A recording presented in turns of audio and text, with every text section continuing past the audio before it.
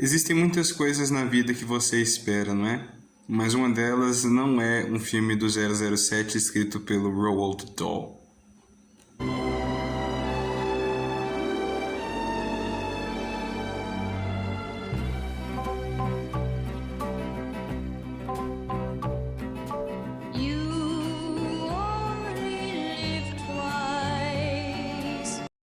You Only Live Twice, filme de 1967, dirigido pelo Lewis Gilbert, é o quinto filme da série, quinto em que o Sean Connery foi o Bond. E como eu disse, ele tem o roteiro do próprio Roald Dahl. Eu quase não acreditei, eu achava que tinha sido uma história de que eles tinham pego a coisa.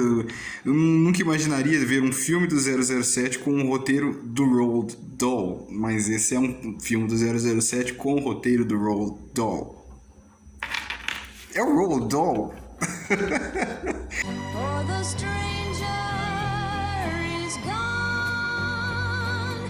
Então, filme diferente, filme que não é a mesma coisa dos outros, né? Não é aquela mesma coisa da espionagem que os outros filmes do Bond tinham, né? É um filme um pouco mais ação, mais escapismo, mais diversão, sabe? Um desses filmes mais blockbuster, né? Um filme bem mais atrativo, né? Bem mais atraente, né? Um filme muito mais saboroso, né? Os filmes da franquia 007, eles tendem a ser um pouco mais difíceis de digerir, né? Mas não, aqui não é o caso, aqui esse aqui é um filme muito mais saboroso, né? Então vamos já falar sobre a coisa que está mais óbvia, o próprio roteiro do Roald Dahl, que infelizmente é o aspecto mais negativo do filme, mas que não me incomodou. Eu só tenho que fazer essa análise a nível de crítica, porque na realidade não é uma coisa que me desapontou, foi o roteiro desse filme de forma alguma, né? Então a primeira coisa, eu já disse, né? Não é o mesmo filme de espionagem que você tem do 007, não é o mesmo do mesmo, né? Não é aquela mesma coisa de sempre. E por mais que você tenha ali nesse filme um Japão meio clichê, cheio de estereótipos, eu gosto muito da ideia de jogar o 007 no Japão. E eu acho que o Roald Dahl trabalhou muito bem essa ideia. Lógico, tá estereotipado? Tá. Você tem ninjas, você tem kimonos, você tem tudo ali. Tá estereotipado pra caramba, mas é legal você ver um filme do Bond no Japão, toda aquela cultura asiática, mesmo que estereotipada, é bastante divertido de ver. Eu gostei da ideia do Bond com os ninjas, eu não achei ruim de forma alguma, então achei muito positivo esse aspecto, né? O Blofeld tá de volta, né? Até que enfim o Blofeld revelou a sua face num filme, né? Eu já sabia qual era o rosto dele, aliás, quase todo mundo sabe, mesmo sem ter assistido um filme do James Bond, como que é o rosto do Blofeld, mas ele tá aí. James Bond, allow me to introduce myself. I am Ernst Stavro Blofeld. Né? Eu só acho que o roteiro não trata ele tão legal, não o trata tão bem depois da revelação do seu rosto, né? Eu acho que fica meio ruim, né? Ruim, fica bem né, como qualquer outro vilão, e ele é o número 1 da Spectre, né? Então você esperava que o tratamento a respeito dele fosse um pouco melhor. Não gostei da conclusão sobre ele e não gostei também de alguns aspectos sobre a conclusão do filme. O filme acaba numa sequência eletrizante, numa sequência realmente grande, é uma sequência muito grandiosa, né? Só que mesmo tendo aqui esse grandeur, eles até chamaram o Freddie Young para trabalhar nesse filme. Se você não conhece o Freddie Young, Lawrence da Arábia, Doutor Zhivago, deve te dizer alguma coisa sobre o trabalho dele, né?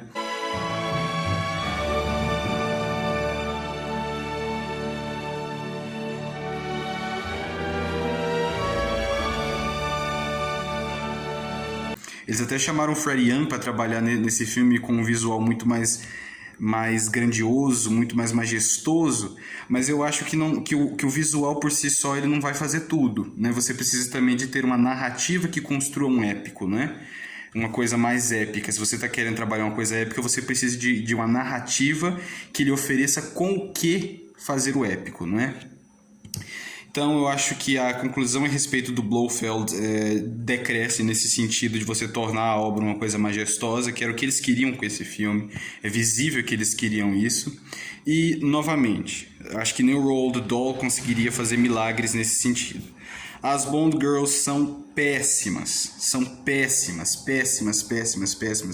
personagens, ridículas personagens.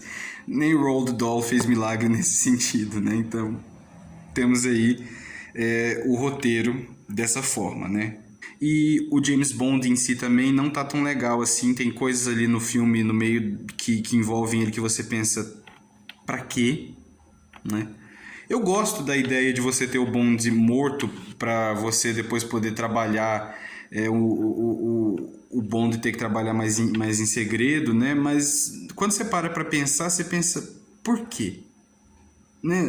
Não é bem óbvio que se os inimigos vissem um Bond agindo daquele jeito, não é bem óbvio que eles saberiam que era ele, né? Sem contar outros aspectos, por exemplo, aquele negócio dele ter que arrumar uma esposa no meio do filme, assim... A cena é legal? É legal, é boa. A cinematografia é boa? É boa. A música é boa? É ótima, mas pra quê? Entendeu? A narrativa do filme não faz muito sentido em alguns pontos. Então, infelizmente, mesmo sendo Roald Dahl, esse é o aspecto mais negativo do filme, né? Mas então, deixando o roteiro um pouco de lado, vamos falar um pouquinho do visual do filme. Esse filme, em termos de visual, para mim tá par a par com From Russia With Love. Na realidade é melhor do que From Russia With Love. Ora, uma coisa é você ter o Ted Moore, outra coisa é você ter o próprio Freddie Young trabalhando num filme, né?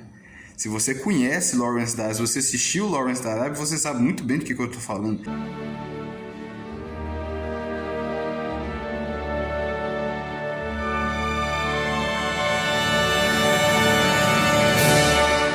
O Freddie Young é uma lenda, né? Então, uma coisa é você ter o Ted Moore trabalhando e o Freddie Young. Quando eu estava assistindo, eu realmente notei um trabalho de câmera muito bom.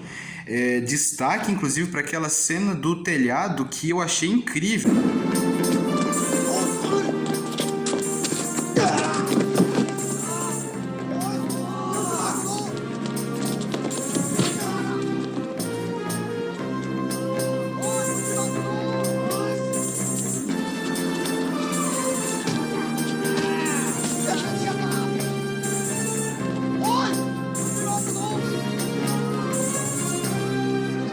Quando você for assistir esse filme, você tem que pensar que naquela época não existia drone. Não existia essa coisa de você pôr um drone para gravar em cima de um telhado. A coisa era muito mais complexa. E com toda essa complexidade, uma coreografia linda, fica uma cena fantástica, né? Então, a cinematografia desse filme é um presente, né? A cinematografia e todo o design de produção, que novamente trabalho do Ken Adam, incrível. Realmente, você realmente vê... repetindo de novo, um grande balanceamento. Nesse filme a coisa da ficção científica está muito mais, mas eu quero deixar bem claro que a coisa da ficção científica está muito bem balanceada, tá? E ela em si está muito bonita. Os cenários desse filme são maravilhosos.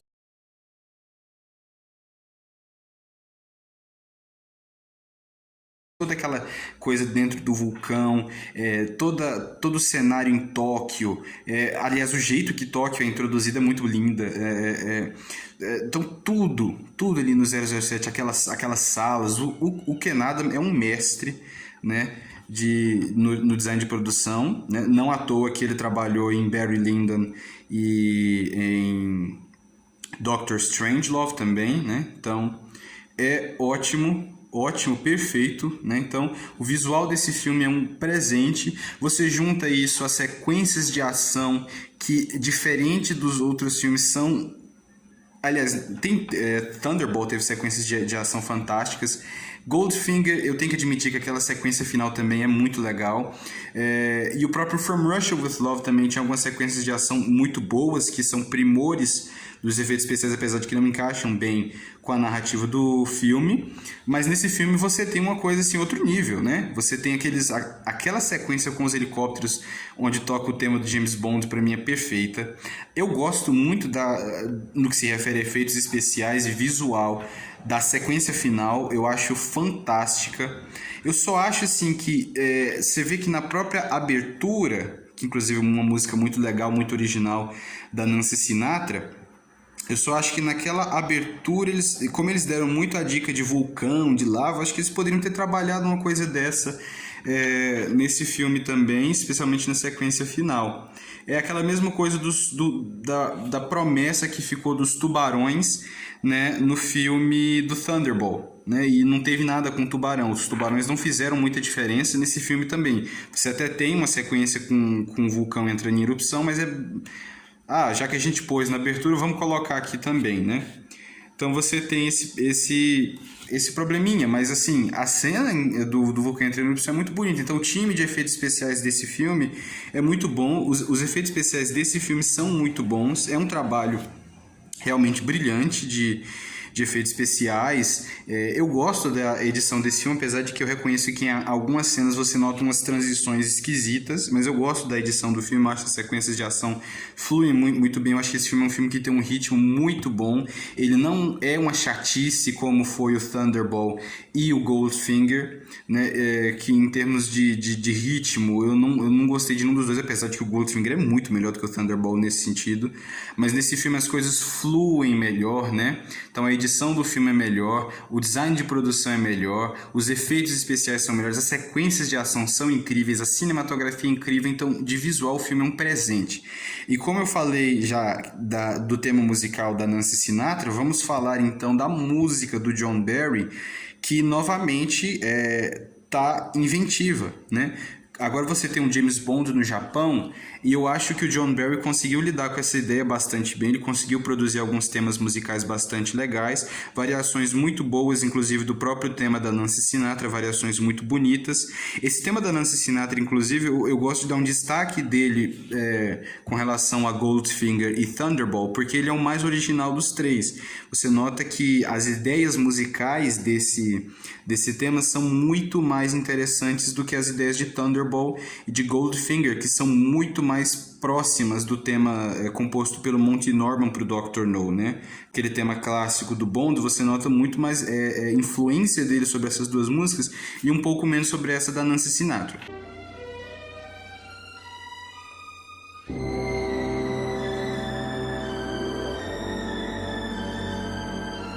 Pessoalmente, eu gosto mais do tema musical de Thunderball, depois eu gosto muito do de From Russia with Love, Goldfinger não é ruim, e por último eu coloco esse. Mas eu tenho que admitir que é uma originalidade musical muito bem-vinda, e realmente foi muito bem escrita, uma letra muito mais interessante do que a própria de Thunderball. Eu gosto de Thunderball por causa da melodia, né? Eu gosto muito daquele tema do Monty Norman, então quando eu tenho uma coisa assim mais familiar, né? Com aquele tema do Monty Norman, para mim é mais agradável, mas eu tenho que admitir que o tema musical da Nancy Sinatra é o mais original de todos os temas que tiveram até agora, né? Não à toa muitos fãs consideram esse o melhor tema musical de toda a série da franquia 007, não é?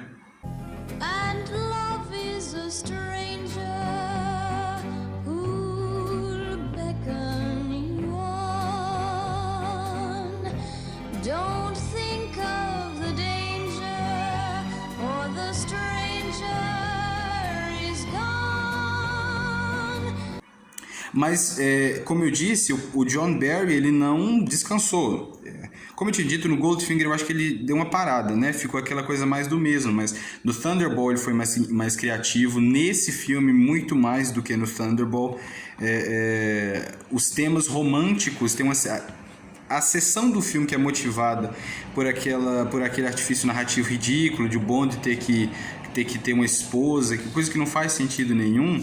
Eu acho que deu ao John Barry uma oportunidade de compor temas musicais muito bonitos, né? Então, Musicalmente falando, o filme é muito bonito, né? Muito bom. Então você junta um visual bom com a musicalidade boa. E os atores? Os atores são bons. Vamos olhar um por um, né? O Sean Connery tá como no Thunderbolt, tá o mais do mesmo, né? Nesse filme ele já disse, né, pra Eon que ia ser o último filme dele como 007, né? Então ele já estava de saco cheio, né? Ele não queria ser mais o James Bond, né? Então ele já queria sair. Então esse é o último filme da era Connery, né? Mas a gente sabe que ele vai voltar para mais um filme e para mais um outro não oficial, que não é da Eon, né? Mas nesse filme então ele tá visivelmente de saco cheio. O Akiko Wakabayashi, a Akiko Wakabayashi, né? Como a Aki tá lá. Ela tá lá. Como eu disse, as personagens femininas desse filme são mais do mesmo, né? Da mesma forma, a Mie Hama, que é a Kissy, também tá lá. Ela até tenta, mas ela não tem material para trabalhar, né? O personagem dela até tenta, ela é muito aproveitada pela cinematografia do Fred Young, a música do John Barry, constrói ali o que dá para fazer, mas narrativamente falando ela não tem o que fazer. Ela é uma personagem aproveitada só por causa do corpo. Muitas cenas dela são ela só de biquíni e tudo mais, então assim, ela até tenta, mas ela não tem como que trabalhar, não é? Agora, né, da mesma forma, a personagem da Karen Dor, né, a Number 11, né, a número 11, ela até tenta também, mas ela também não tem com que trabalhar. Ela é tirada muito cedo da trama, né, mas até que o desfecho dela é interessante, né, eu até gostei. O Sr. Osata, na realidade, que é o Teru Shimada, né, ele também, da mesma forma, ele e a Number 11 ali estão na mesma coisa, né, são personagens muito interessantes, têm cenas legais, mas que não importam muito para a trama do filme, né? O que é triste, porque são personagens legais. O Sr. Osata tem uma cena legal, a número 11 também tem uma relação legal com James Bond, né? Mas a forma como é lidado com eles é tipo a Fiona do Thunderbolt, né? É uma pena, né?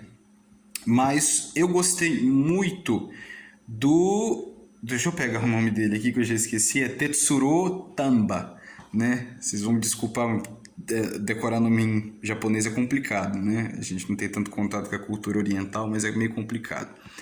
Então, Tetsuro Tamba, que é o Tiger Tanaka, né? E esse eu já gostei, esse é um personagem legal. Eu acho a relação dele com o Bond bem legal, me lembrou muito a relação dele com o Ali do From Russia With Love. Então ele já é um personagem que eu já gostei mais, né? Eu fico pensando como que eles conseguem fazer o Bond interagir tão bem com outros personagens masculinos, mas ele sendo um sujeito mulherengo, ele não interage bem com as personagens femininas. Porque as personagens femininas são idiotas, né? Não por causa da atuação do Sean Connery, né? Mas assim, sempre que você tem um personagem masculino, secundário, muito carismático, o Bond sempre interage muito bem com ele, dá cenas muito legais, e as personagens femininas ficam só no sex appeal, né? O que é triste, porque tem muitas delas que poderiam dar personagens bons. A própria Aki desse filme, ela é uma personagem interessante, né? Então, a Akiko Wakabayashi, tem que olhar sempre porque esses nomes japoneses, como eu já disse, né? A Akiko Wakabayashi até tenta, mas ela, novamente, não tem com que trabalhar, né? Então, é isso sobre os atores, até que chega no Donald Pleasence como o Blofeld. Eu gostei muito. Eu tinha comentado no From Russia With Love que eles deveriam ter revelado o rosto do Blofeld, e eu realmente acho que deveriam, porque justo por causa daquela coisa, você não deve depender de uma sequência, né? Eu acho que eles poderiam ter pelo menos mostrado o rosto do Blofeld para resolver os problemas nos próximos filmes. Mas eu gostei da revelação do rosto dele nesse filme. Quando ele apareceu, era óbvio que a voz estava diferente, né? Ele tinha cabelo no filme anterior, né? Agora ele não tem, então você tem essa pequena coisa, né? Mas eu gostei, não me incomodou. O personagem é bom, o personagem é ameaçador, só que como eu disse... Olha o carro de som. Olha o carro de som, sempre tem que passar. Carro de som, jovem é fantástico, ouvindo som alto. Jovem é maravilhoso. Mas como eu ia dizendo... uma vez que ele é revelado, toda a tensão em volta do Donald Pleasence, daquele trabalho dele, acaba, né? Até ele segurando aquele gato, você pensa... né? Tá bom, tá segurando o gato. Depois ele não tá segurando mais o gato some.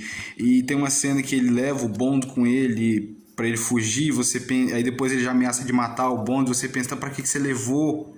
Você tá entendendo? Então, assim, é um personagem muito maltratado na conclusão do filme, mas que até o momento que ele revela a face, até tem muita presença, né? Ele é um personagem que tem muita presença, ele é um vilão com muita presença. Eu só acho problemático que mesmo depois de revelar as cenas, eles ainda usam muitos planos de trás da cadeira dele, só mostrando o gato, que eu achei assim, tá, mas você já mostrou o rosto dele, por que não continuar mostrando? A gente esperou 3 filmes para ver o rosto do Blofeld, e você vai continuar utilizando os planos de trás da cadeira? É meio sacanagem, né? Então é isso, né? Um visual legal, cenas de ação fantásticas, as cenas de luta desse filme são muito boas, com exceção das sequências em que você tem uma espada, onde aquilo, assim, não me incomodou. Pessoalmente não me incomodou, mas eu tenho que reconhecer que foram muito mal coreografadas, não no sentido de que os movimentos eram feios, os movimentos eram até elegantes, mas você vê claramente que a espada não estava tocando em ninguém. Teve um momento, por exemplo, que o Bond com a lança pegou e perfurou um sujeito que você até pensava, ele fez só um machucado, porque a cena ficou claramente do lado dele, e depois o personagem vira, você matou ele. Você tá entendendo? Então, assim, em questão dessas cenas com espada, com lança, não funciona de verdade, né? Mas é isso, né? Então, uma cinematografia fantástica, cena de ações fantástica, visual fantástico, é um espetáculo, é um filme muito divertido, é um grande filme para você se entreter, não é um desses, na verdade, grandes clássicos do cinema, né? Mas é um filme muito divertido. Pessoalmente falando, eu o coloco logo abaixo do From Russia With Love, mas eu tenho que reconhecer que ele não é um dos melhores, né, da série, né? Eu fecho ele com uma nota 7.1 por conta desses problemas do roteiro, né? E o top 10, eu tô sempre colocando o top 10, não, o ranking dos filmes do James Bond, eu tô sempre colocando na descrição. Olha aí que você vai ver aonde que ele está no ranking com a nota, e depois tem o ranking da minha opinião pessoal dos filmes, né? Então é esse o meu comentário a respeito de You Only Live Twice, né? Um dos meus filmes preferidos da série até agora, muito divertido de assistir, recomendo fortemente.